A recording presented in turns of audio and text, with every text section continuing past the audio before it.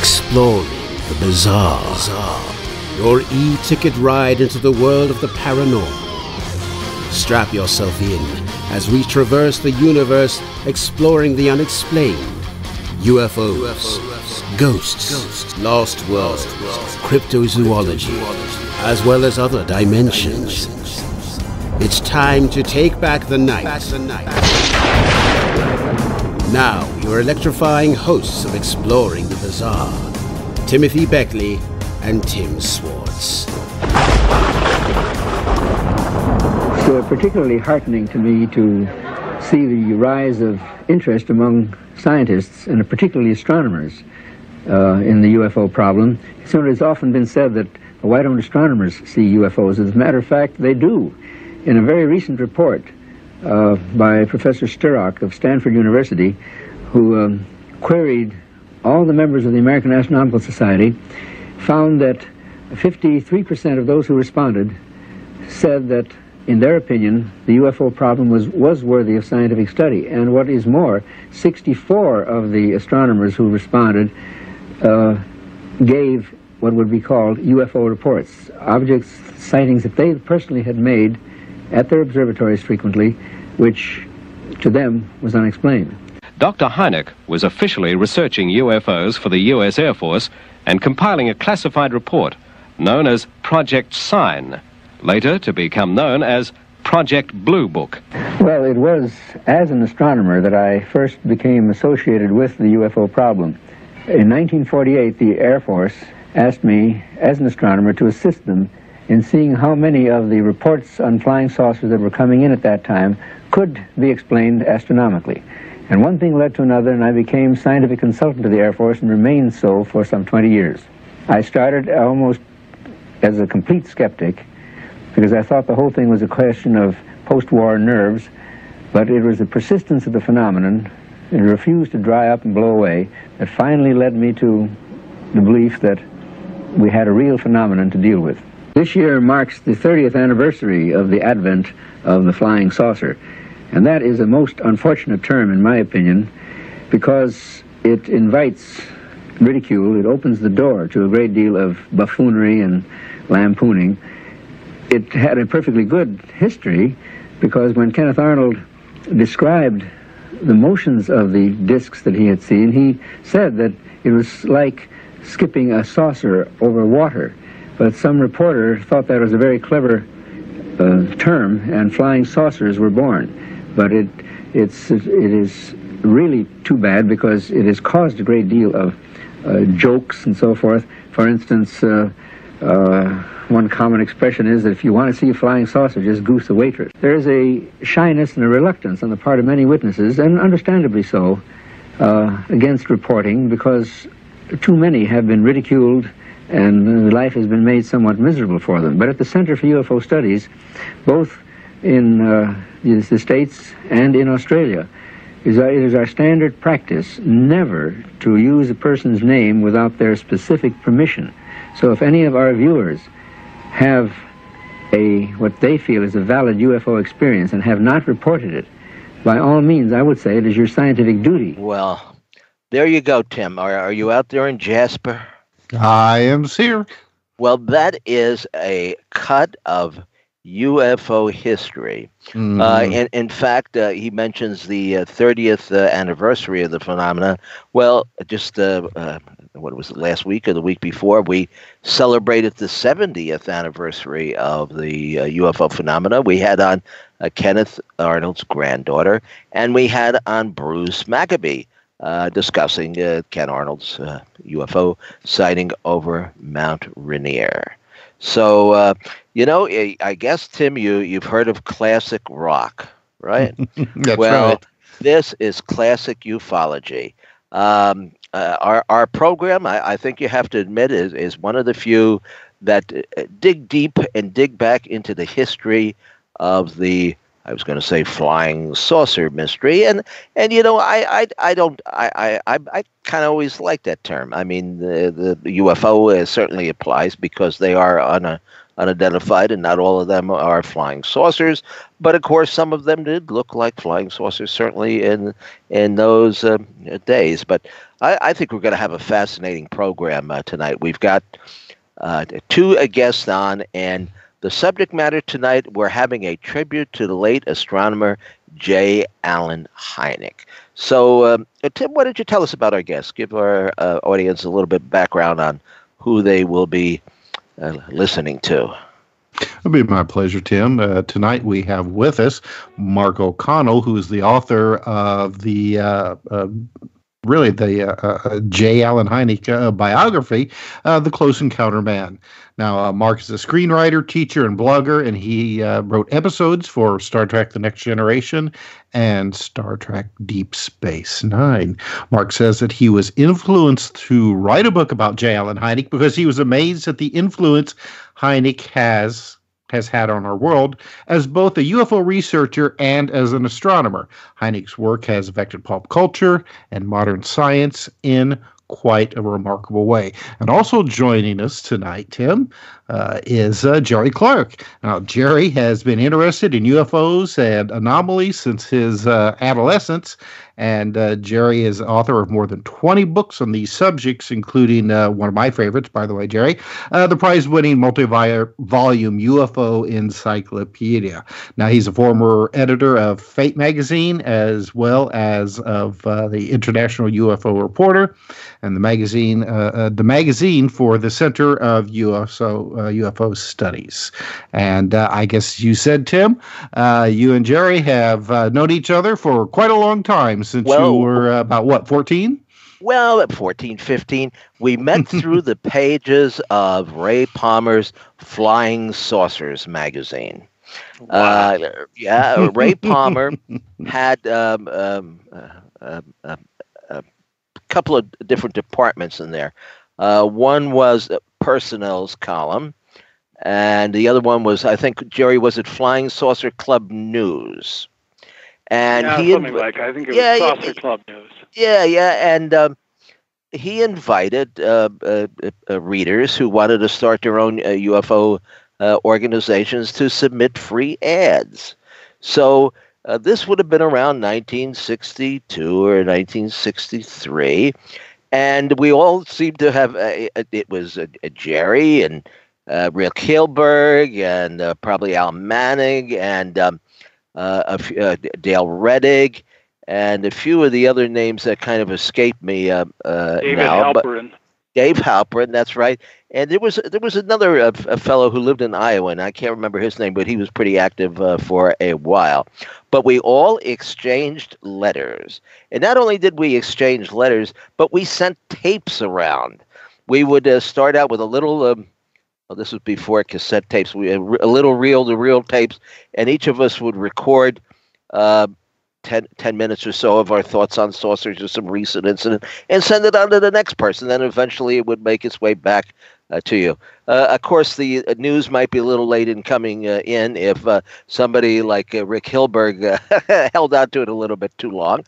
And then when we had a few dollars in our pocket, we even took part in conference calls. Were you a part of any of those early conference calls, Jerry? I remember one of them. Yeah, it was quite exciting in those days to hear the voices of these guys that I knew from the mail in their saucer bulletins. Yeah. Now it's called the party line. So anyway, I guess or I guess or I assume we've come a long way, but I'm not really sure about that. We're going to get Jerry's opinions on that as we go along. But I think let's start out with Mark. How did you first hear of Dr. Hynek? I mean, what was the thing that got you into researching his career and writing this monumental book? I would say. I mean, there are not too many books on UFO personalities per se. A couple of them maybe, but certainly not on the more scientific bent. What was the driving force behind your book, The Close Encounters Man? Well, I've been fascinated by the topic all my life, going back to the early 60s when I was just a little boy. My mom was a volunteer librarian in the little village where I grew up, and she would take me into the library with her a lot of times. And for some weird reason, I always gravitated towards the bookshelf with the UFO books and the Bigfoot books and the Poltergeist books and the Bermuda Triangle books. And, I'm sure Eric Van Daniken was there. And I know for a fact that I read a Brad Steiger book very early on. Well, who didn't? For darn sure. And I was just in love with all of these mysteries, and kind of left it behind in my adult life to a certain degree. As you know, I wrote some science fiction. But then about 5 years ago, I got interested again. I started writing a UFO blog, High Strangeness, and suddenly found myself just kind of diving headfirst back into UFO world. And I realized I had a lot of catching up to do. But I had been familiar with Dr. Hynek's work from those early days, reading those books in the village library, but only his work as a UFO researcher. Didn't know anything about the rest of his life. And so in the course of writing this blog, I contacted Mark Rodiger at the Center for UFO Studies, because I realized, holy cow, CUFO still exists right in Chicago. I was living in Chicago at the time, just a few miles away from Dr. Rodiger's house. So he let me come over and poke through the files in the bookshelves, and I started visiting there regularly, just looking for things to write about. And at some point or another on one of those visits, Mark mentioned that he said CUFOS had always been looking for a writer to do the definitive account of Dr. Hynek's career. And I raised my hand and said, please pick me. I would love to do that. So that's really how it happened. It just kind of fell into my lap, I guess. And, as soon as I started digging into Hynek's work, I had all those resources at CUFOS. But then I also had the archival material at Northwestern University across town, where Dr. Hynek taught for a quarter century. So I was just extraordinarily lucky in the fact that so much of Dr. Hynek's work and education had taken place right in this, this very condensed area in Chicago. And so the material all just sort of presented itself to me in kind of a mystical way, and it was just inevitable that I write the book. Well, yeah, I can't think of anybody else who has written an entire book just on Mr. Hynek. So it's really great that you decided to take this on and really end up with just like a fantastic book, in my opinion. Thank you. Well, the fun thing was, like I said, I had the CUFOS resources, which illuminated Dr. Hynek's UFO career, and then I had the Northwestern archives, which illuminated his astronomy career. And guys, the really fascinating thing that I discovered early on was that those two careers really informed each other in a lot of very, very interesting ways. Like, Hynek started out as an astronomer. One of his earliest interests was studying the scintillation of stars. He literally studied how stars twinkle. And as you can imagine, that skill came in very handy for a UFO investigator. Being able to look at something in the sky and understand whether it's actually in motion or it's just twinkling, it enabled Hynek to sort of add this extra layer of scientific analysis to the witness reports, the hundreds and hundreds and hundreds of witness reports, that he went through over the course of his career. So that was really exciting to me when I really discovered how those two careers went hand in hand. Now, Hynek says that when the whole modern UFO era started, that naturally he was a skeptic. How did then the Air Force rope him in? Or I suppose rope in isn't a good word, but how did the Air Force manage to convince him that he was the guy that they needed on their side to help investigate this newly emerging phenomena? Well, Mark Rodiger has mentioned to me, and this may be common knowledge, I don't know, that there were a couple earlier candidates for scientific consultant for the Air Force's UFO study group, which, as you said, at the time was called Project Sign. But basically, the Air Force was struggling to explain away all the flying saucer sightings that were coming in from all over the country in 1947, 48, 49. So they put together the study group Project Sign, and Project Sign started to explain away and debunk as many UFO reports as it could. But they found that they needed a scientist to give them intellectual cover to legitimize their opinions that these objects were simply misidentifications of celestial objects. Well, Project Sign was housed at Wright-Patterson Air Force Base in Dayton, Ohio. Dr. Hynek just happened to be teaching astronomy in Columbus, Ohio, at the Ohio State University and Ohio Wesleyan University. So he was literally the closest astronomer at hand.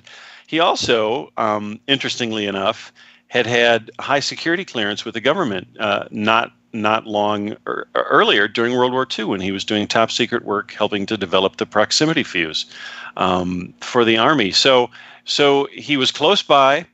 He was a credible scientist, and he could get a high security clearance with minimal red tape. So he was the perfect candidate for the Air Force. And he didn't believe UFOs were anything special, so he could be relied on to debunk as many cases as they threw at him.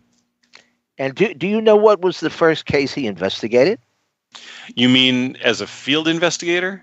Well, working for the Air Force. Yeah, I guess. Yeah. Well, I don't know if I know the first one, but among the very first ones were, of course, the Kenneth Arnold sighting in '47, and then the Thomas Mantell crash in early January. he did investigate them, or was involved in it. Yeah, but at this point, his investigation was limited to, he would have a stack of papers plopped in front of him on his desk, a stack of reports written up by Air Force staffers, and then he would read, the witness's testimony and the Air Force's analysis, and he would render judgment as to whether this object in question was simply a misidentified astronomical object. So that was the extent of his investigation in those early days. So basically, he read the file on the Kenneth Arnold case. He thought Kenneth Arnold may have been mistaken about what he saw. He read the file on the Mantell crash case, and he agreed, at least originally, he agreed with the Air Force's assessment that Captain Mantell had actually been chasing Venus. So that's how. I have heard interviews with at least one member of the Mantell family.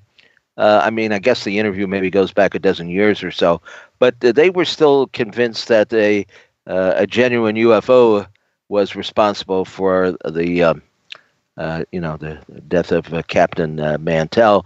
They didn't go for the was it a weather balloon or a hangar balloon or some kind of balloon? Yeah, it was a skyhook balloon. Yeah.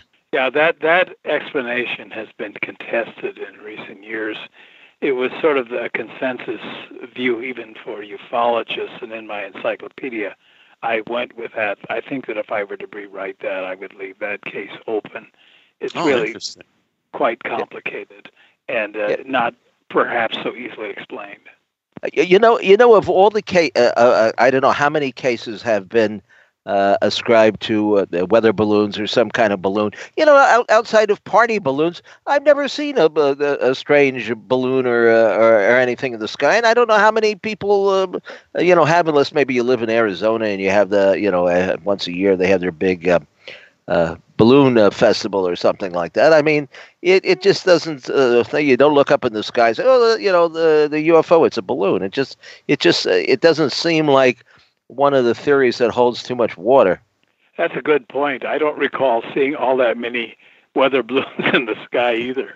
And you would think also too. Now the behavior of the object, it didn't seem too much like it. Did the object move about in the sky, or was it motionless in one spot?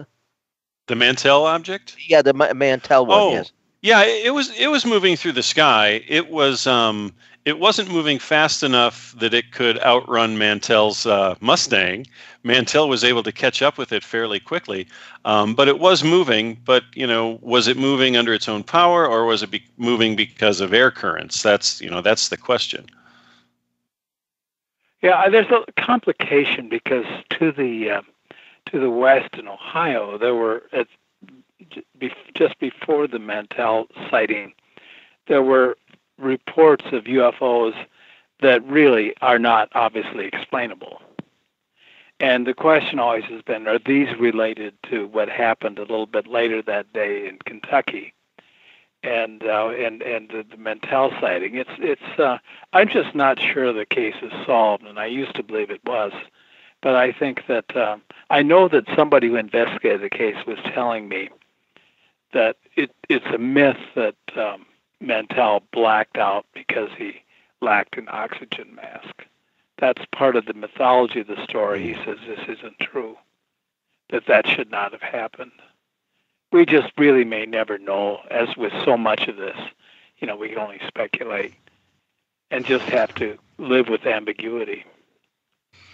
Well, you would think, though, that with a weather balloon, there would have been some a record, at least, of one that had been released, within that time period, within that general area. Because I mean, they go up high and they can travel quite far, but considering the direction that it originated from, going across Kentucky, then somebody, say, in southern Illinois, southern Indiana, or even, Jerry, like you said, in Ohio, there should have been a record saying, this such and such weather balloon was released at such and such time today. Well, as I understand it, it was classified at that time. It wasn't really until Edward Ruppelt looked into the case again in 1952, when he started with Project Blue Book. It wasn't until then that the Skyhook program was, the clearance had been lifted. But in 1948, it was need to know. This was a Navy project, and it was really classified, and even the Air Force investigators didn't know about it. So it wasn't on the list as a possible explanation, but it was one, as Mark just said, that Ed Ruppelt glommed onto when he became head of Blue Book. Well, there were of course, this was still during the period when there was a rash of UFO reports all over the country, and it was getting quite a bit of attention in the press. I mean, certainly more so than we've seen in recent years. I guess perhaps because of the uniqueness of the topic and the fact that us poor Earthlings were getting a little bit more adventuresome and thinking about getting into space ourselves. I think that a couple of things. One, these things were extremely novel at the time, and in addition to that, there was the expectation that the mystery would be solved in fairly short order. Mm-hmm. Oh boy! Well, that's what Hynek thought. Yeah. Can I just say real quickly, this is Mark again. Jerry, I just want to say it's really a thrill to be sharing this airtime with you.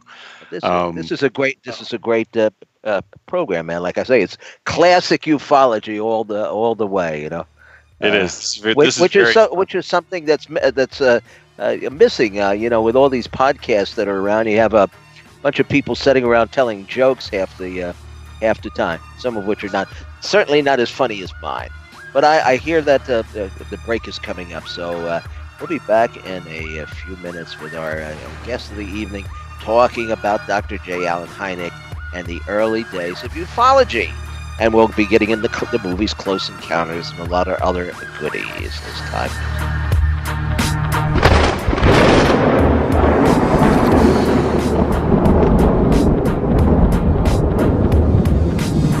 Now back to exploring the bizarre with two of the most electrifying researchers in the paranormal, your hosts, Timothy Beckley and Tim Swartz.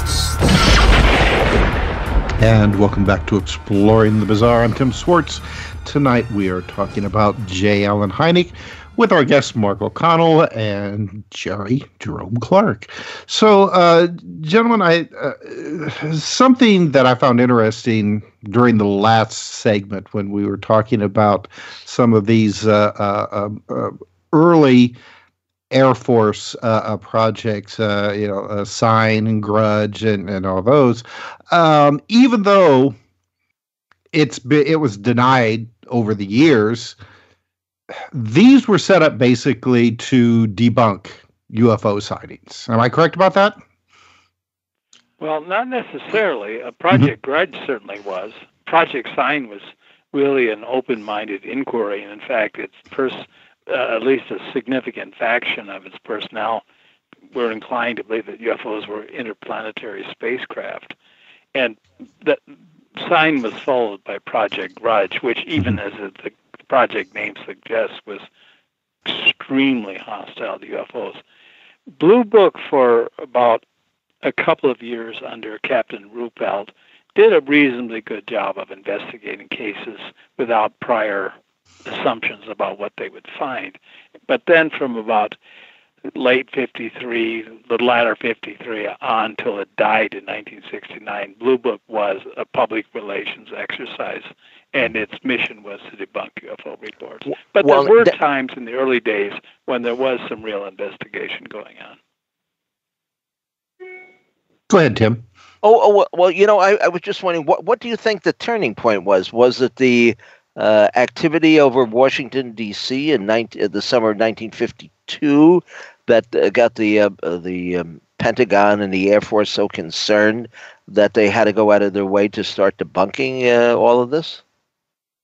That had a big part in it, and that was also when the CIA got involved, was after the Washington merry-go-round. So, yeah, I think that it may not have been the only reason for the turnaround, but it was definitely a factor.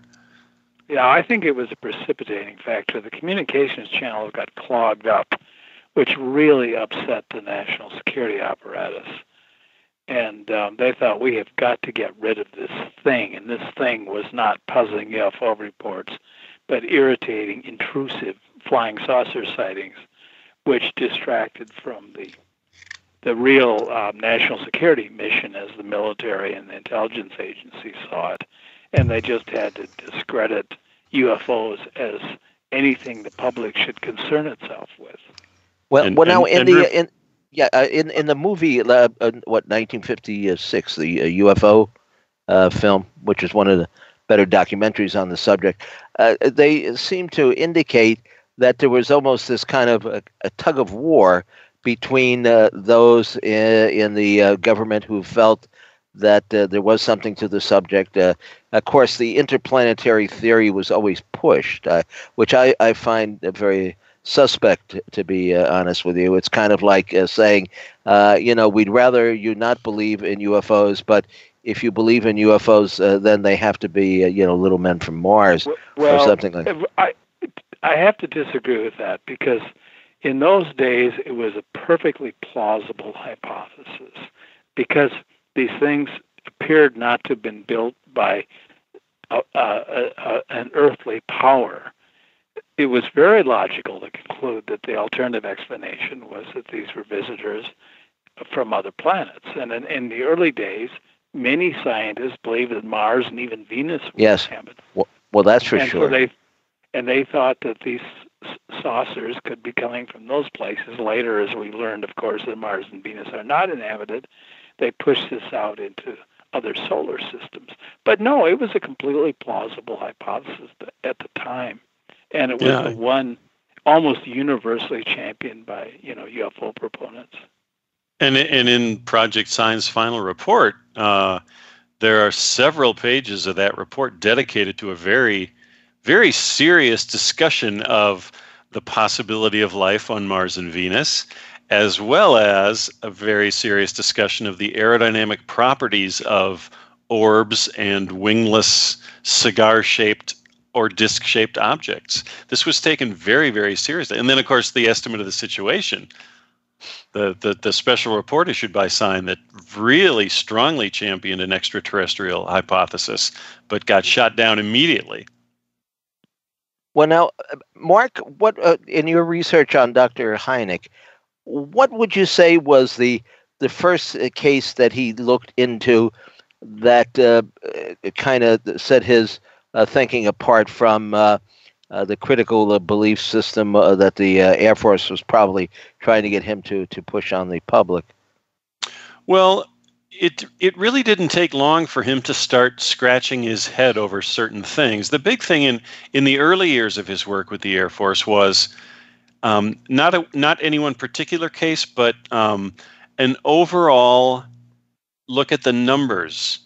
In those first years of the US UFO phenomenon, from 47 up to about 52, when Hynek rejoined the Air Force for Project Blue Book, there was this consistent residue of 20% of the cases that could not be explained by Hynek or by anyone else. So the consistency of that 20% really started to rankle him. It really stuck in his craw. He thought there's something strange in the fact that there's this consistent level of mystery.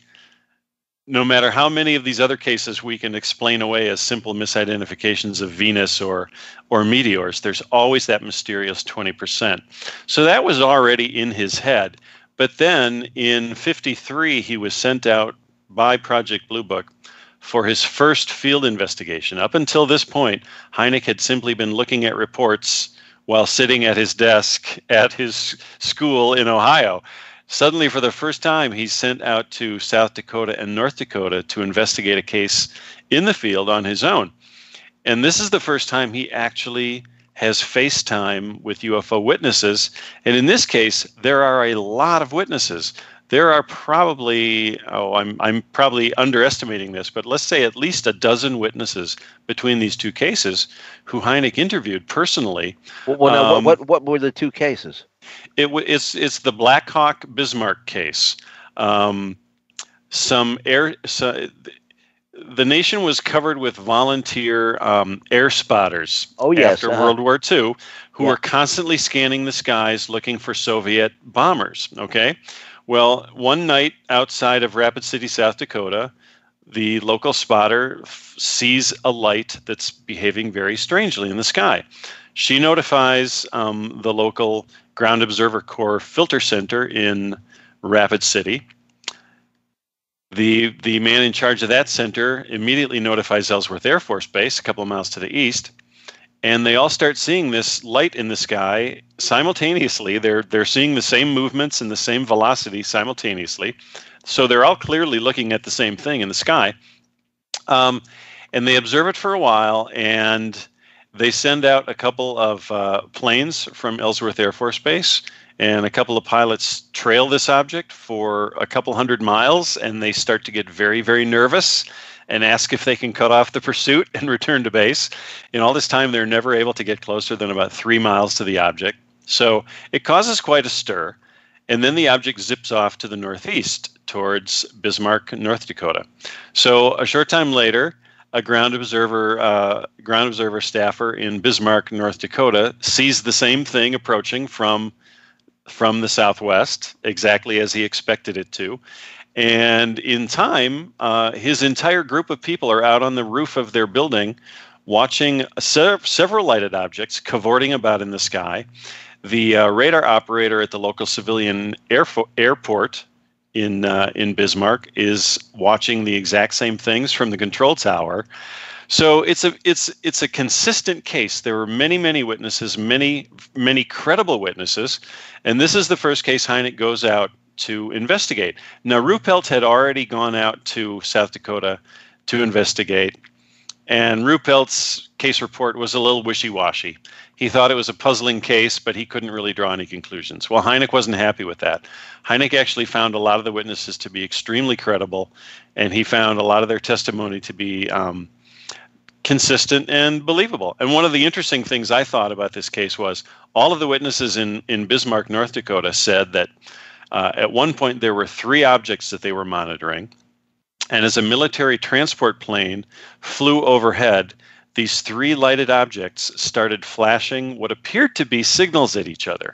There seemed to be a signal passing from one lighted object to the next as the military transport plane flew by. So Hynek ends up writing a very, very detailed report, and he essentially throws his hands up in the air over this case.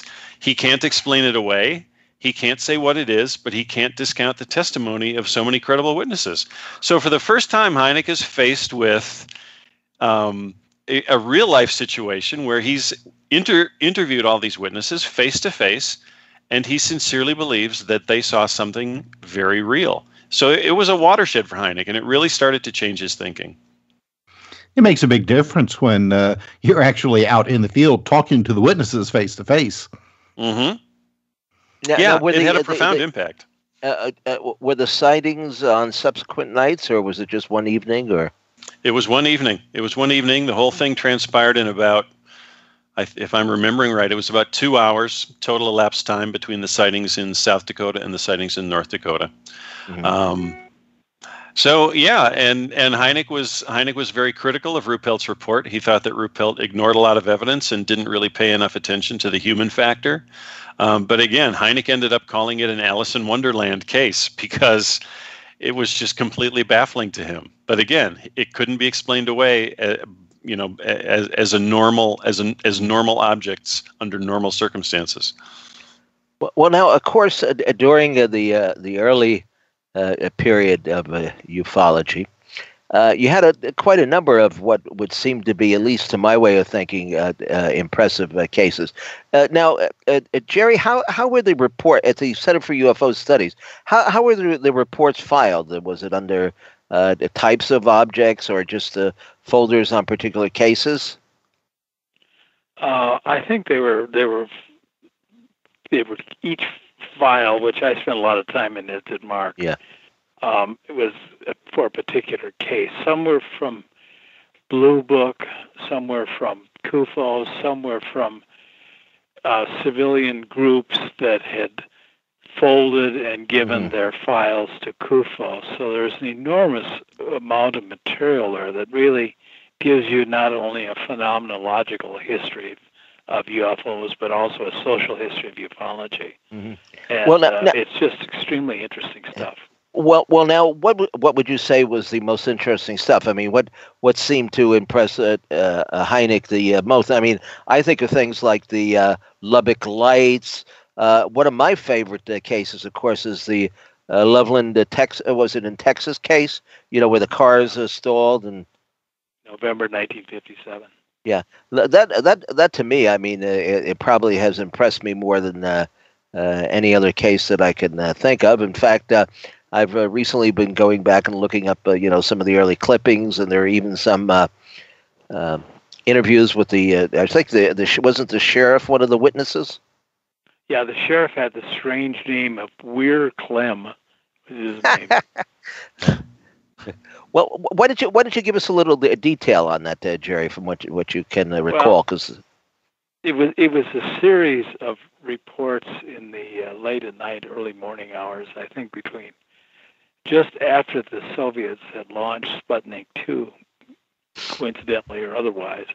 But a variety of people began reporting seeing large luminous objects hovering near the ground or on the ground and knocking out their electrical systems in their cars. And this was quite exciting, and some of the witnesses were police officers. So the Air Force had to respond to this because this was a front-page story all over the country. And the Air Force sent a guy who probably spent an hour there and came back and explained it all as ball lightning, even though what the witnesses described was far larger than ball lightning, which at its biggest gets about the size of a basketball. And they were describing objects that are 100, 200 feet long. And also the weather conditions were not the sort that generate ball lightning. It was a complete joke. And Hynek, in his UFO Experience book, goes into the Loveland sightings, which still remain, as you say, impressive and fascinating. And any compilation of case for UFOs as physical objects and of unknown origin, you've got to include the Loveland cases. Now, I have a long write-up about them in my encyclopedia. Now, Mark, were there other cases that led up to this group of sightings? That led up to Loveland? Yeah. Well, C2, gosh, I'm vehicle interference cases, which have been there from the beginning. Yeah.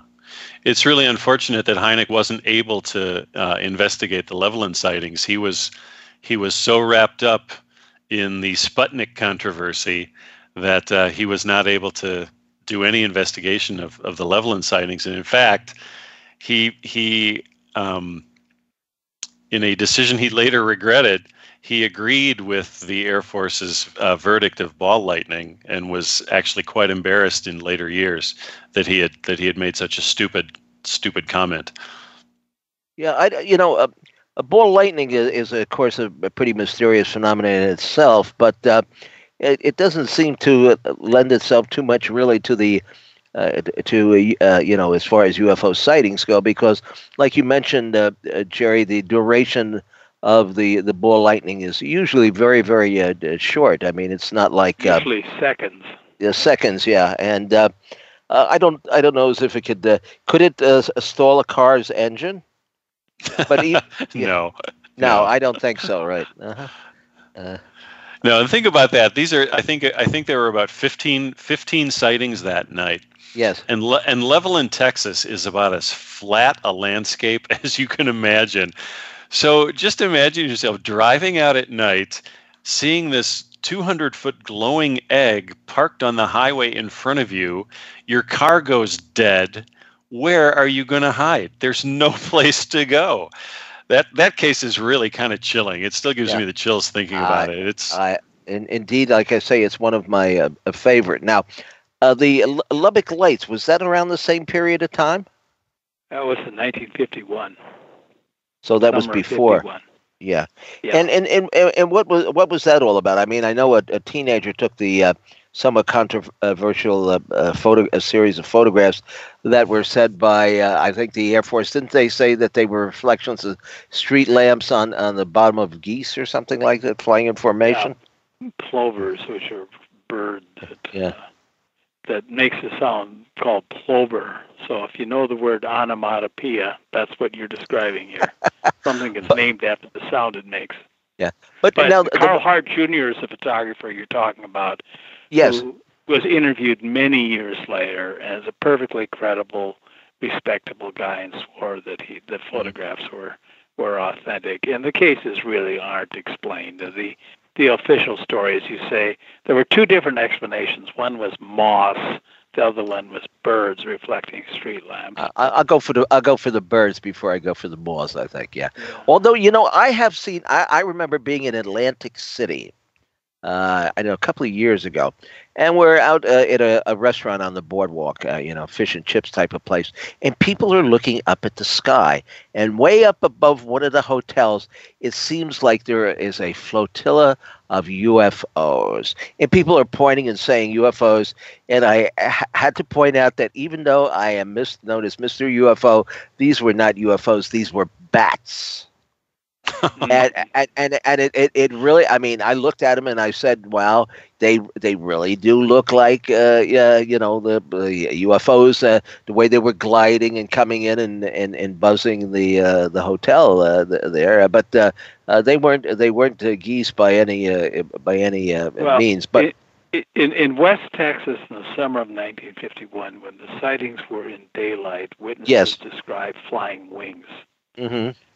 And at night, nocturnally, they described a pattern of lights in a V-shaped formation. It's pretty hard not to draw a conclusion that these lights would have looked like flying wings if they had been seen in daylight.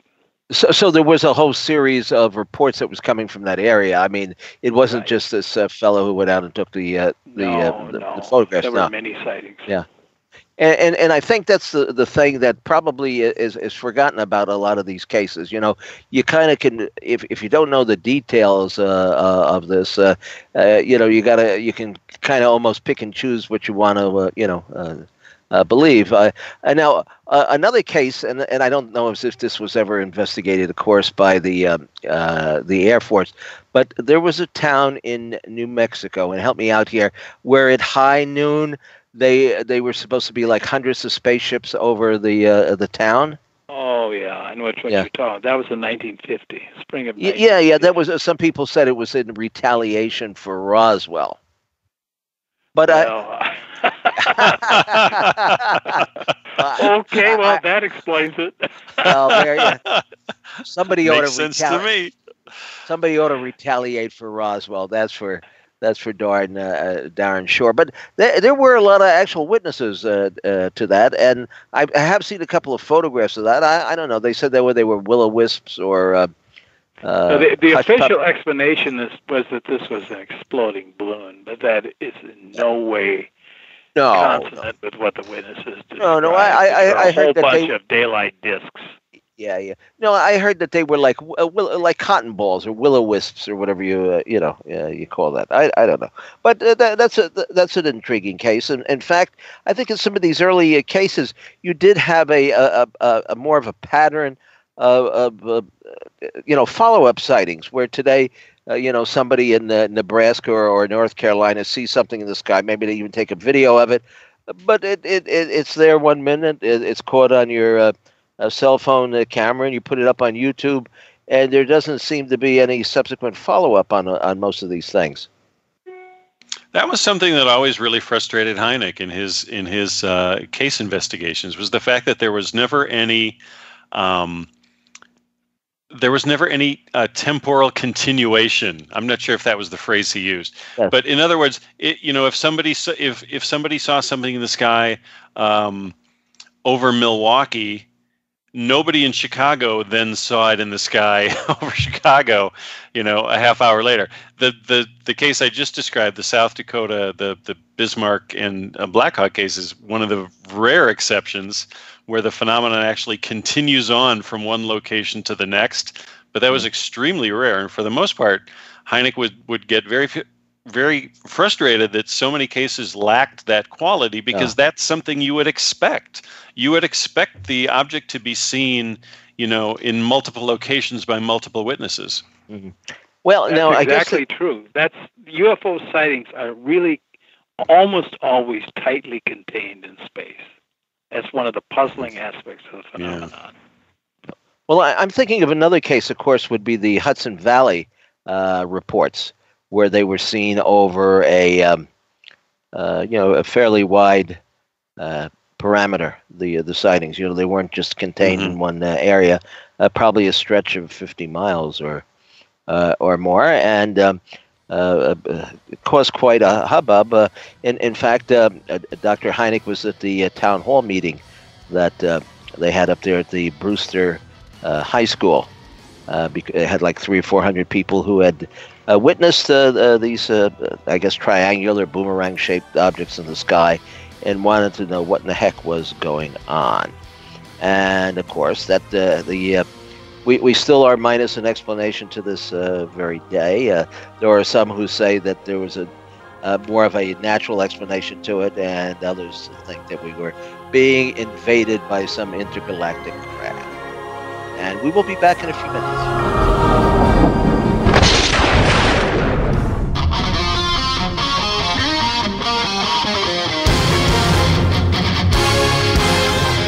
Exploring the bizarre. Your e-ticket ride into the world of the paranormal. Strap yourself in as we traverse the universe, exploring the unexplained.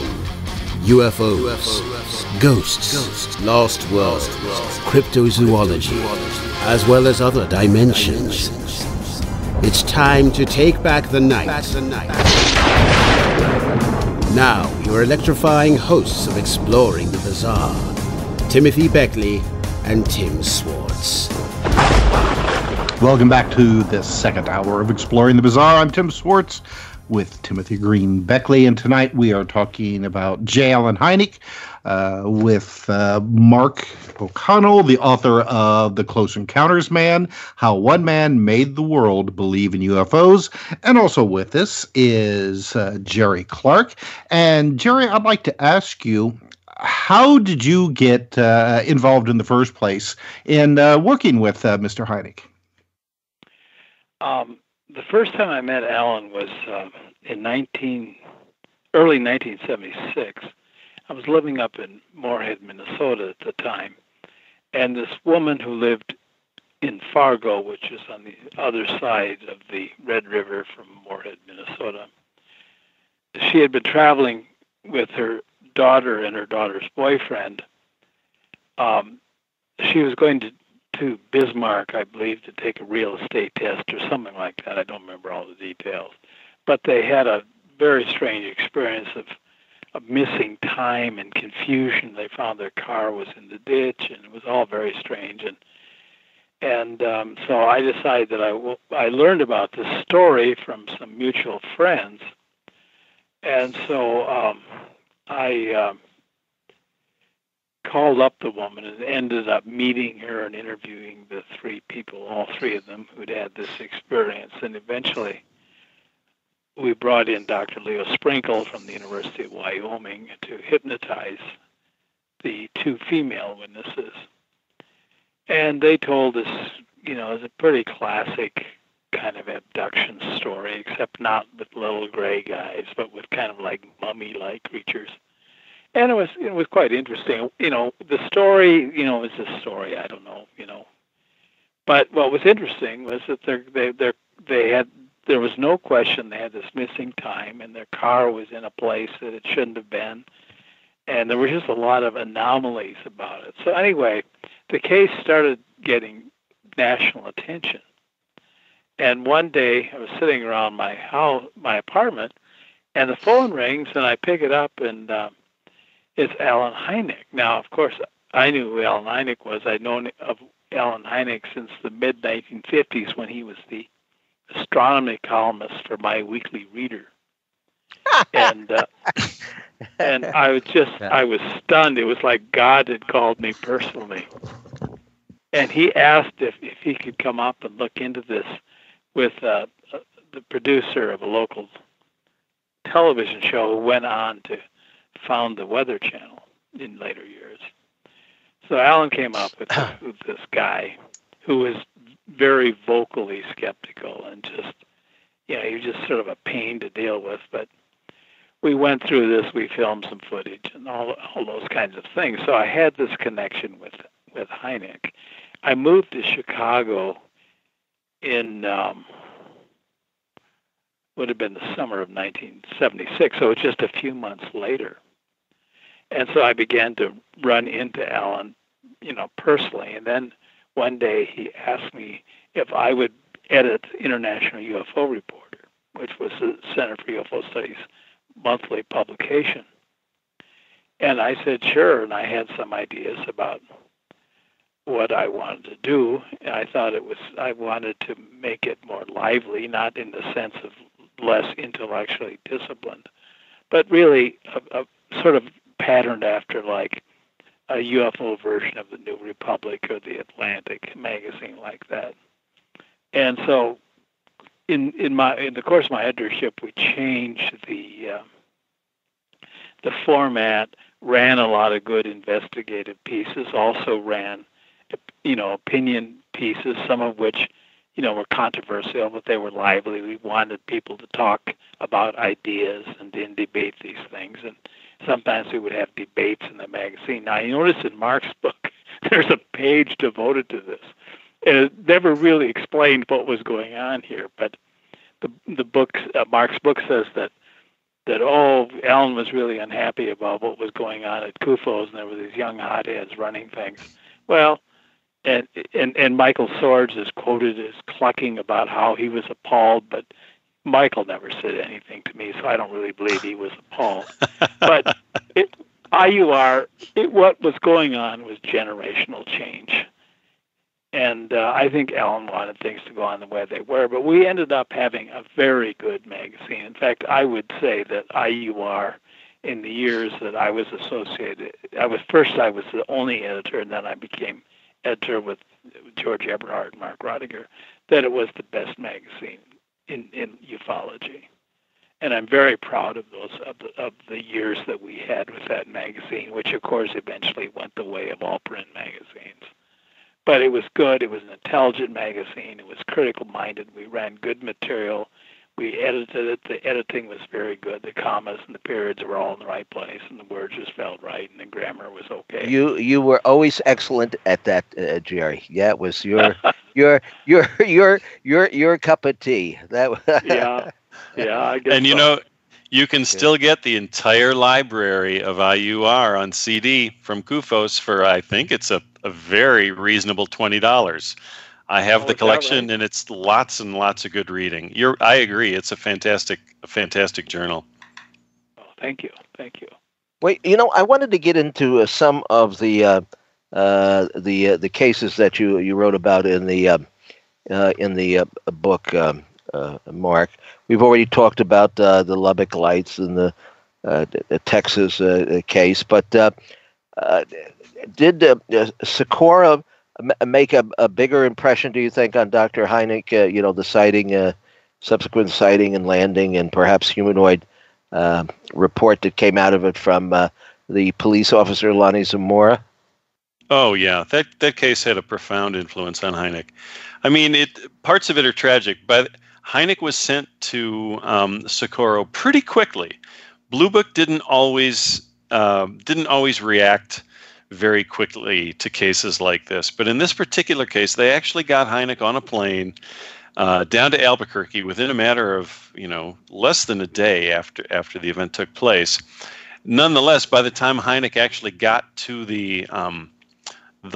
where Officer Zamora said the landing site of this craft was, the physical evidence had all been pretty much destroyed because it had been gone over by so many law enforcement officers. Just backtrack a little.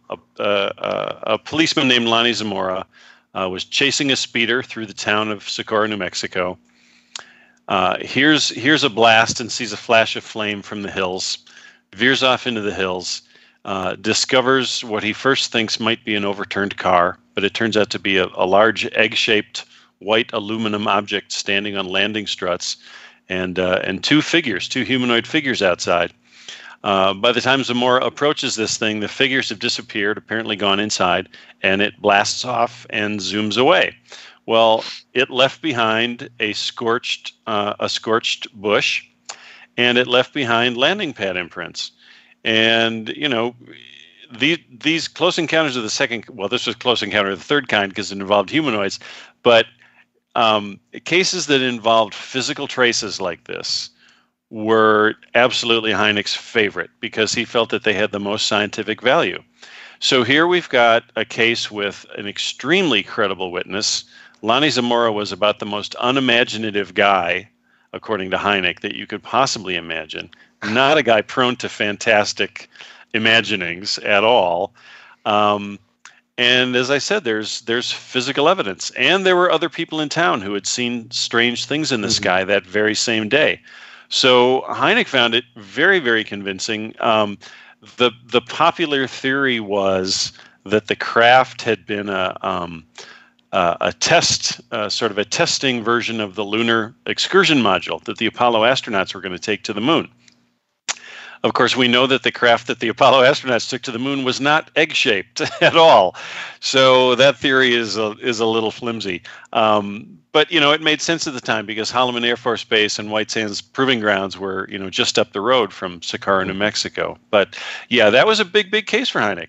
He found it very... Now, of course, you have this absolutely preposterous theory that has been put forward with absolutely no evidence at all, that it was a prank organized by college students. Oh, right. Yeah. That of all the theories that I've had the explanations for UFO cases, that has to be just absolutely the most preposterous and idiotic. And I would say it to the face of the person who has pushed it's trite and it's ridiculous, and it just that same person believes in Roswell, but they can't believe in Lonnie Zamora. It just doesn't make any sense. I don't know. Well, on the face of it, that's just such a dumb idea, because if someone was to hoax that, they would have to know the precise moment that Lonnie Zamora was driving his patrol car down the highway. And there's no way anybody could know that. So there's no way you could actually plan to have a witness to your hoax. It's ridiculous. Now, how about the symbol that was on the craft? Did not the Air Force tell them, the police officer, not to reveal what he saw on the side of the craft? Yes, and there were allegedly two different descriptions of the symbol. That's what I find curious, and I know conversations still come up on some of the Facebook UFO groups about the symbol on the egg, and it's fascinating. I don't really know what the reality is here, but yes, there was. Actually, there was a discussion of that on Kevin Randall's blog sometime in the last couple of months, and I think Kevin pretty conclusively made the case that the familiar symbol that we see was actually what Zamora described, and he goes into the background of the alternative image. I don't remember all this. I may be wrong, but in one of our early issues, Jerry, of the Interplanetary News Service report, there was a postcard and I can't remember whether it was from Dr. Hynek or from Lonnie Zamora, and the postcard contained the symbol. I mean, that was it. We asked them what did the symbol on the UFO look like, and this is whatever they sent back on the postcard. We printed it. I mean, it's I don't know. Yeah, it's the more recognizable one of the. But we don't know what we don't know what the symbol means. So, yeah. Kevin Randall will soon be publishing a book devoted entirely to the Socorro case. So we'll have a go-to reference on any controversies about this incident. That will be a fun book. I just want to mention when I was writing this part of the book, I had the good fortune to interview a gentleman named William T. Powers, who had been on Hynek's staff at the Dearborn Observatory at Northwestern University. And Hynek would sometimes send Bill Powers out to investigate cases when he wasn't able to go, or sometimes they went together. And Powers was actually Powers spent some time in Socorro, and he met with Lonnie Zamora, and he viewed the landing site. And he was a skeptical guy. He was sort of a check sometimes to Hynek's thinking in certain ways. And he went into the Socorro case feeling very, very skeptical. But then this is an interesting part. Zamora showed him a sketch that showed exactly where the landing pad imprints were in the dirt. And Powers took one look at it, and he was kind of a mechanical genius. Powers takes one look at this sketch that Lonnie has given him, showing the placement of the landing gear imprints, and Powers thinks, oh my gosh, that is exactly where the landing pads would have to be, and exactly where the scorched bush would have to be for this thing to be able to blast off. So Powers went into that case very skeptical and came away very convinced that Lonnie Zamora had seen an actual craft. It's a really fun case, and I can't wait to read Kevin Randall's book. I think that'll be a really fun read. And how about the Betz Ball? Am I pronouncing that correctly? B-E-T-Z? I'm not familiar with that. I'll have to. That's the giant. I think Hynek was brought in by the Inquirer. This was this giant-sized ball made out of metal or aluminum or something that had landed in the backyard of some family, I think in Florida. Is you remember the details of that, Jerry? No, it's not ringing any bells at all. Yeah. Anyway, they claimed it was like under it was manufactured somewhere else and all. But anyway, I guess the Inquirer wanted Hynek to say that it was a interplanetary relic, and he said he even slept with it and he didn't find anything too abnormal about it. Now that is some scientific dedication. Well, there you go. For all purposes. Can't get away without mentioning swamp gas. Let's get into the Dexter, Michigan, Ann Arbor. Boy, where to start? I kind of started out with that case when it's the middle of the story, but it was one of the first chapters I wrote, and in fact, it turned into 2 chapters because it's such a lengthy and complicated story. And I came away from it, and I know a lot of people disagree with me on this. A lot of interviewers are surprised when I say this. I came away from that, researching that case, absolutely convinced that Dr. Hynek said exactly the right thing when he said swamp gas in that press conference. He was a pure scientist. He went exactly where the facts led him, and he did not go 1 inch further than where the facts led him. And the facts in the Dexter Hillsdale's case very strongly suggested, and he said this at the press conference, he said, I could not prove it in a court of law, but the evidence present strongly suggests that these people may have seen swamp gas. And I think he said absolutely the right thing. The irony of it is that that's exactly what his Blue Book project chief, Hector Quintanilla, was pressuring him to say, because, this was a huge, huge national story. Everybody was convinced that this was the big one, that these were real flying saucers real spacecraft that people had seen, simply because so many witnesses said they had seen the same thing.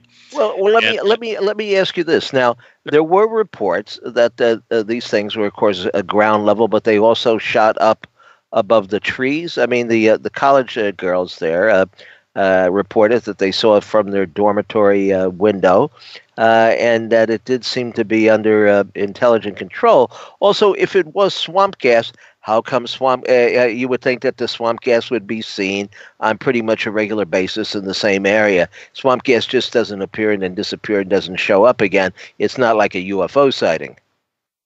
Well, I think that's a fair point, but what it comes down to in Hynek's assessment of the case is, what was the evidence that Hynek was working with? Now, in this case, he made a very deliberate choice to discount a lot of the testimony, a lot of the witness testimony, and a lot of the descriptions of the object, simply because there was so little agreement.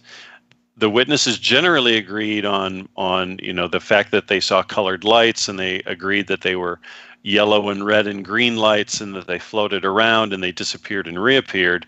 But there was never any consistent testimony as to how these things appeared or how they disappeared or how they behaved. And Hynek, okay, here's a really strong part of this story. So 87 college students in the dormitory at Hillsdale College watched these lights in the arboretum, the campus arboretum, from their dorm windows. When Hynek came to investigate a couple days later, he was not allowed to interview all 87 witnesses. He was only given access to 2 of the young women and the dorm house mother. So, by who? I mean, who prevented him from speaking to the witnesses? The house mother, the dorm house mother. She was very protective. She only allowed Hynek to talk to 2 of the young women. So, and this was something Jacques Vallée got very frustrated with. He wrote about it in his journal. He's like, Alan, you had 100 witnesses. Why didn't you interview? You could have made such a strong case. And Hynek was kind of like, but no, I didn't have that many witnesses. I only had 2. And then the witnesses from the previous evening at the Frank Manor and his family at their farm, Hynek barely had a chance to talk to either of them because it was such a media circus. He could barely get a chance to interview these 2 men. He spent more time talking with the police than with the father and son who had actually seen the UFO originally on their farm. So Hynek made a very deliberate choice. Oh, also there were all sorts of police officers reporting sightings in the previous weeks. Hynek never was convinced that their stories really added up. He ended up riding in a squad car one night at midnight when all the local policemen got excited because they were tailing a UFO, and they all converge on where they think the UFO is, and they all pile out of their cars and they're shouting, "There it is! There it is!"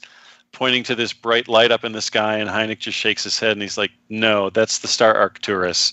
That's not a UFO." So Hynek's confidence in the policemen in the area was totally shot. Mm-hmm. So yeah, Hynek deliberately only considered a very small slice of the evidence. And again, he only went where the facts took him. So as I said, I think he was perfectly justified in reaching the verdict that he did. Well, how come that particular flap caught on? Well, you have to look at it in context. This came about just a couple of months after John Fuller started writing about the incident at Exeter. John Fuller was a national columnist for, Saturday Review, I think. Mm-hmm.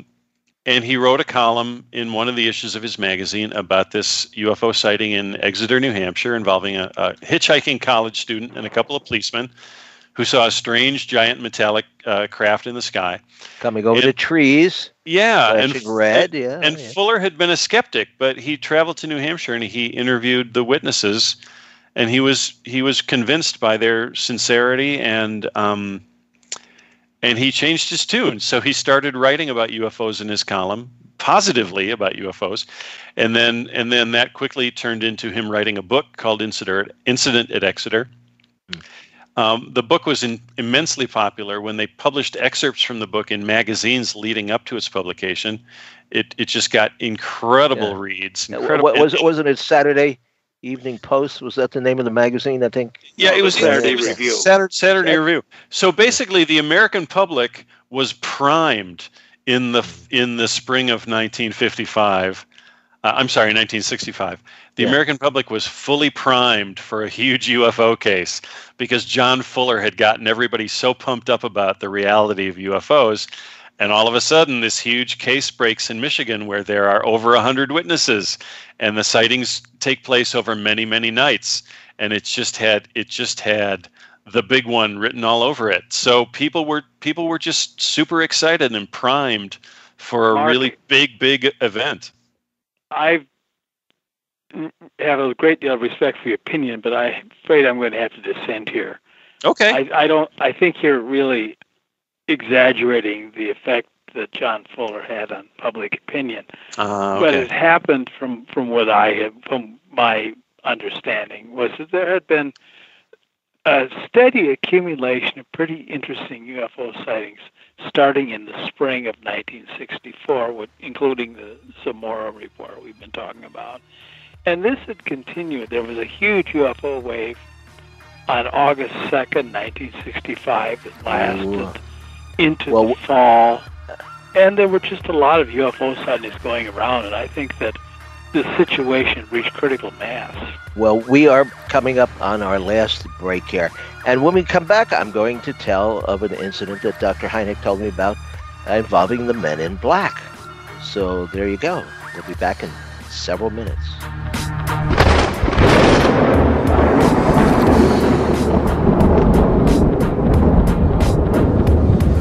Now back to exploring the bizarre with two of the most electrifying researchers in the paranormal, your hosts, Timothy Beckley and Tim Swartz. Well, you know, Tim, what a fascinating program this has been, especially for us old timers. Now, back in 1976. I think did I mention on the air here that I was one of the editors of the Close Encounters poster magazine? Yes. My job was to take the cases from the movie Close Encounters of the Third Kind and make a parallel them to actual legitimate UFO cases that had taken place. Anyway, you know, I spent some time, and not a horrendous amount of time, but I did spend some time with Dr. Hynek, and we did an article that runs many, many pages in the UFO Report. This would have been back in August of 1976, and both Jerry and I wrote for Saga's UFO Report. It was probably the most respectable UFO publication sold on the newsstand, you know, popular type of magazine. The stories, Jerry, wouldn't you say, were pretty well researched? I mean, good old Marty Singer there. I mean, if he didn't like, you know, the story, he'd make you rewrite it, which was Marty was a good guy. He was decent until the other guy took over there, Dave Eckert or whatever his name was. Anyway, one of the things that Dr. Hynek said to me, and I'm quoting here from the interview. You know, because we think of Dr. Hynek as interested in the ET hypothesis, but towards his the 1970s and after Close Encounters came out, I mean, he seems to have expanded his horizons a bit. Anyway, he said, I would have to say that the extraterrestrial theory is a naive one. It's the simplest of all hypotheses, but not a very likely explanation for the phenomena we have seen manifesting itself for centuries. In Canada, not too long ago, I spoke before a group of liberal-thinking scientists who had gathered for a serious discussion on the latest discoveries in the field of parapsychology. The conference was sponsored by the New Horizon Research Foundation, which is ably presided over by Dr. George Owen, a former fellow of Trinity College, Cambridge, England. I told these astute men of learning, including a respected Nobel Prize winner in physics, that we should take into consideration the various factors which strongly suggest a linkage or at least a parallelization with occurrences of a paranormal nature. Anyway, this is the statement that he made to me. And he was also... Yeah. Tim, could I comment on that, please? Well, certainly you can. This goes back to arguments that Ellen and I used to have. And that kind of remark reflects Ellen's fascination with occult writers like Rolf Steiner, which Mark, by the way, goes into well. Yes, indeed. Mm-hmm. And I used to argue with Ellen. I point out that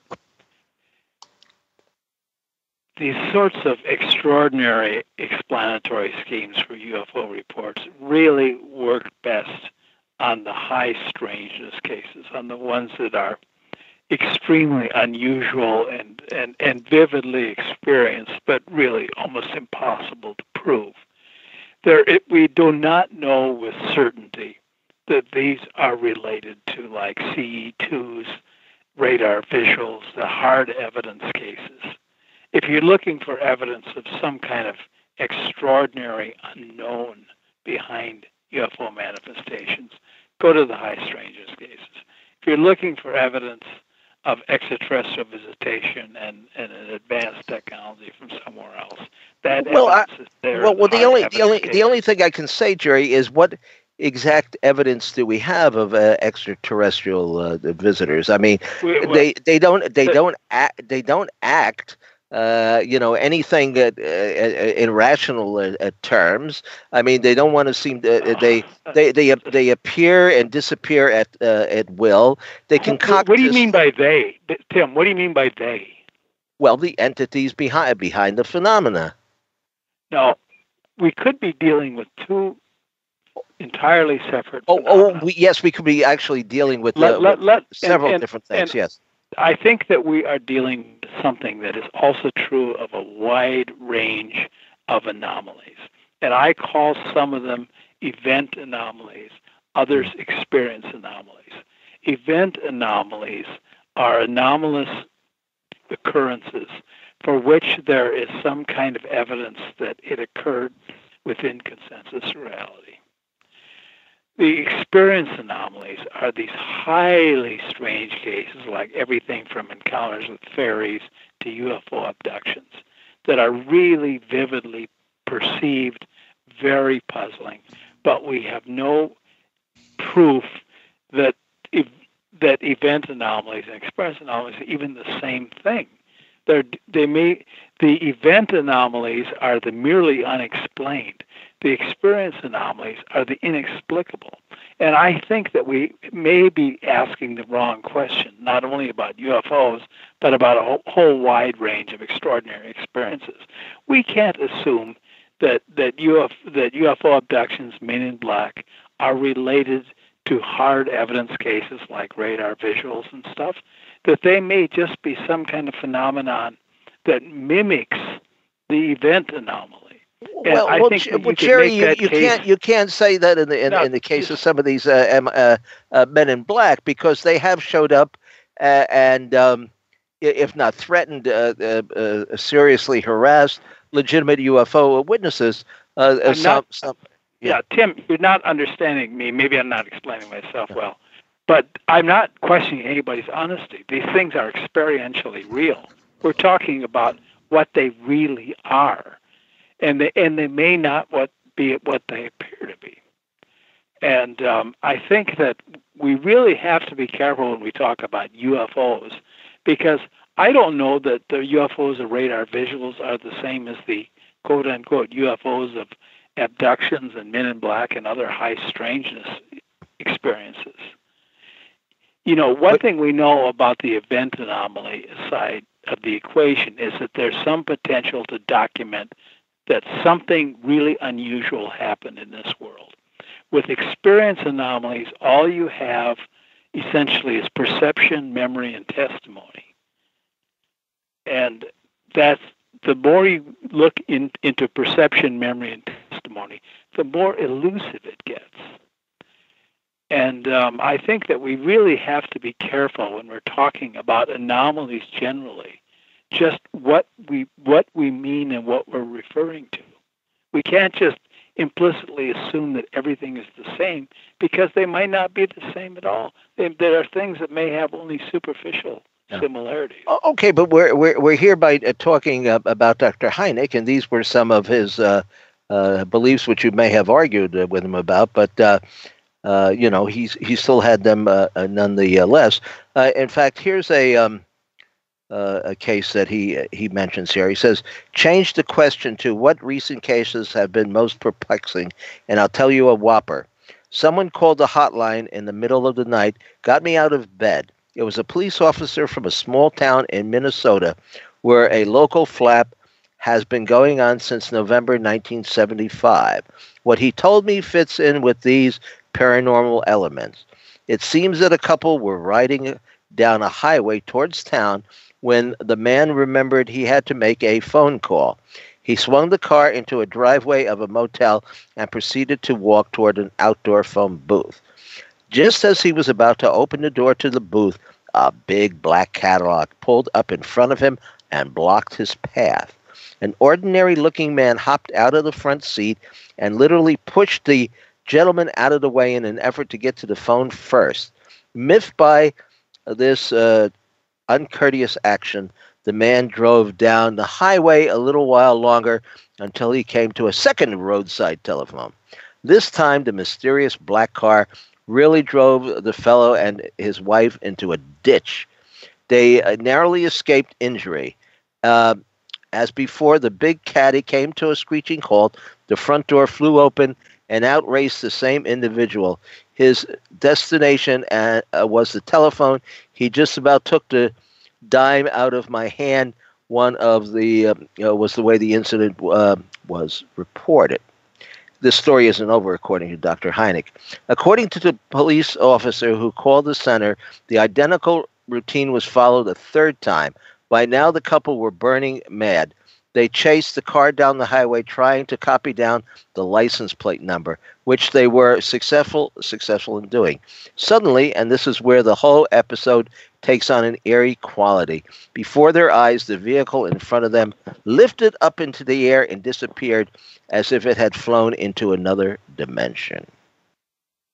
And this was one of the more perplexing cases that he was intrigued by. Well, this is very much like a case from Ohio in 1873, I believe, which is very interestingly and competently investigated in a book called Return to Magonia by Chris Auerbach and Martin Shaw.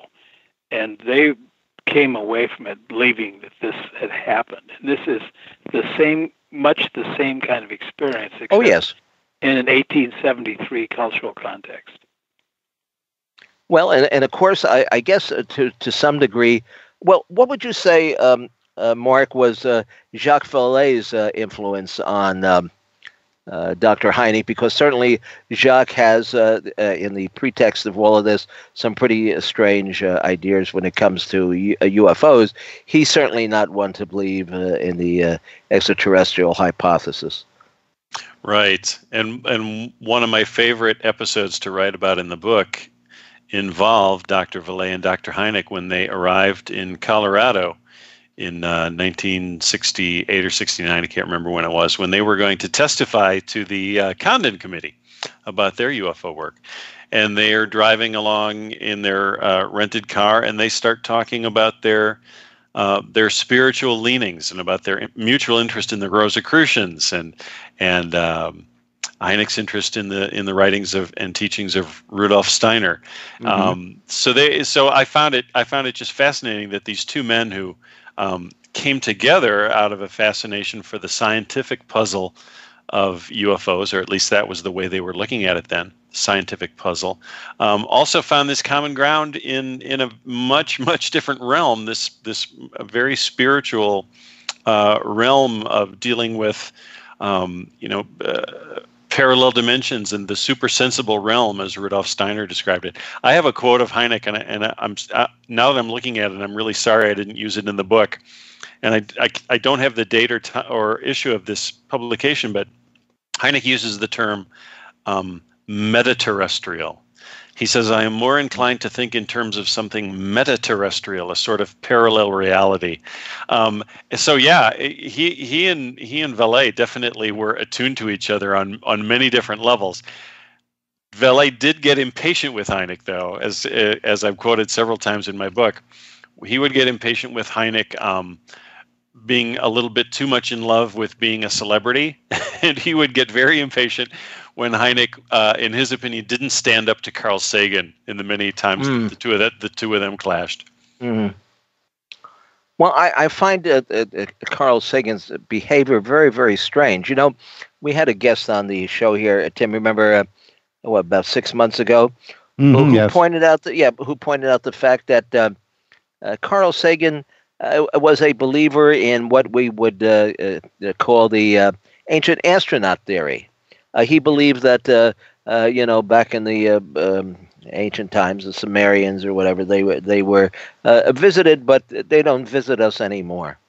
They've left us in the dirt, so to speak. I kind of find that hard to swallow. I mean, you have these skeptical guys like Sagan and Dr. Menzel, and it sounds almost like you're listening to Donald Trump. I mean, it's just like you can't get a grasp on what they're trying to convey. I mean, it's just not feasible. I think one thing that comes out in Mark's book is that Alan Hynek was a far more courageous guy than Carl Sagan was. Carl Sagan believed I'm sure he was sincere. I'm not saying he was insincere, but as it happened, his beliefs coincided with his career requirements. That's well put. Yes, I agree with that. And also too, where the money's coming from. Yes. Respectability. Alan really had the courage to step out. I mean, he didn't do it very quickly, but when he did it. And history will always honor him for that. And I think that history will be kinder to Alan Hynek than to Carl Sagan. Well, now, in what year, Mark, did Hynek leave Chicago and head for Phoenix? 1984. And it was because some big potential donor had offered him a nice place to stay and some talk of some money for funding. Yes, he offered them the use of his mansion, and there were offers of lavish funding to the tune of $2 million a year in operating funds. Boy, have we? I think we've heard that along the line from several people. I mean, people can talk a big game, and then they often disappoint, which of course is the UFO field in general, or these people have an axe of their own to grind, or a particular individual that they're trying to promote. I mean, I don't know if that's the case there, but I understand some of the files are still hidden away there in some locker or security place in the Phoenix area. Well, I never brought that up with Tina and Brian when I had my interview with them, because frankly, I didn't feel that it was directly relevant to the story I was trying to tell in the book. Yes. So that still remains a mystery. I know there are there are stories and rumors still circulating about that. I don't know if anyone actually knows whether the files exist or where they are, but again, that wasn't really a part of the APRO files. I was just going to say that they're right next to them. It's the APRO files, which really have never surfaced, sadly. Well, do you know about I guess you don't, about my weird synchronicity. I wrote a book recently on the Philip K. Dick, the Matrix of Philip K. Dick and the paranormal synchronicities of Tim Beckley. I was in Phoenix and in Tucson, and I often go there maybe once a year or so. And I had a long conversation interview with Alan Benz, who was at one time the librarian for APRO and was the original consultant on the Close Encounters movie when Paramount was behind it, and they turned it over to Universal, or however that all went. And of course, he didn't see any money at all on it. But after having a conversation about 4 or 5 hours, my friend Charlotte and I got into the car and we drove to Sedona. Okay, there's a place there in Sedona called the Coffee Pot, which is right on the where you come into town, and everybody hangs out there, and it's near Bell Rock and all these places that people go to meditate. So we have our brunch, and we go into the parking lot. And there in the next space over from where our vehicle is parked is a car, modern car, pretty recent vintage, and the license plate says APRO on it, APRO. Now, even if there was an old time member, let's say living in the in Arizona, who would want that as a what kind of plate do they call that? Vanity plate. Vanity plate, which I can't imagine anybody would. But even if they had that as a vanity plate, why would that be parked next to our vehicle in Sedona? I mean, what are the chances? I mean, synchronicities play some weird roles in this whole UFO thing. It's also part of the paranormal complexity of this. But we're running pretty close to the end of the show, and I do want to go around the table here and allow our two guests to tell the people where they can get their books and their websites and what they're going to be working on next and so forth. So, and we start out with you, Mark. Well, my book, The Close Encounters Man, is in bookstores almost everywhere right now. If you can't find it in big publisher, Day Street Books. Big publisher. Yeah, it's the book's doing well. If you can't find it in the new release shelf, then look for it in the paranormal and metaphysical section, or perhaps the science section, or perhaps the biography section. It's hard to say. It can be in a number of different places in your local bookstore. Also, Amazon. Because and the Dewey Decimal Systems still exist in bookstores and libraries, and people say, well, they're all mixed in with the paranormal and the metaphysical and all. Yeah, because nobody ever thought of coming up with a category for UFOs and giving it its specific number, or however Dewey used to do that. And your website, Mark? HighStrangenessUFO.com. That's my blog. And anything you're working on now? I haven't quite decided what comes next. I've been so busy doing PR work for the Close Encounters Man, I haven't really had much chance to think ahead. Well, I wish you well on the book, and maybe they'll make it into a movie. Well, I understand there's a TV series coming out. That is correct. History Channel is doing a scripted TV series about, well, apparently it's primarily about Project Blue Book, but it's also about Hynek's involvement in Project Blue Book. So yeah, well, they've reached out to us. We don't really know any details at this point, but it'll be interesting to see how that develops. Yeah, indeed it will. And Jerry Clark, my old buddy, tell us the titles going back to 1962 of all those books you've done. Oh man! Well, you could if just look up Jerome Clark and on the internet, it'll tell you what books I've written, and you can read some reviews of them. And I stay busy. I've spent the last number of years working on my hypothesis of experience anomalies, which is becoming an influential way of looking at some of the intractable mysteries. And I have a big article coming out in Fortean Times in the fall that I think your listeners may find interesting. Hey, Jerry, is QFO still in existence? Oh, on paper, that's about it. Yeah. I mean, but you can't subscribe. A website. Yeah. Oh, okay. All right. Well, I suggest people get that $20 CD disc and read those back issues, because they were pretty well done. Yeah, anyway, well worth it. They were excellent. Yeah, they were excellent. and I have had a great time this evening, and I'm sure my other half over there in Jasper, Indiana, has as well. And we are going to continue in future weeks with our UFO history lessons, because people need to be educated about this. And of course, we have other subjects that we cover just as well. We're into the paranormal and the unexplained. A lot of 14 phenomena flies by us just like Mothman. And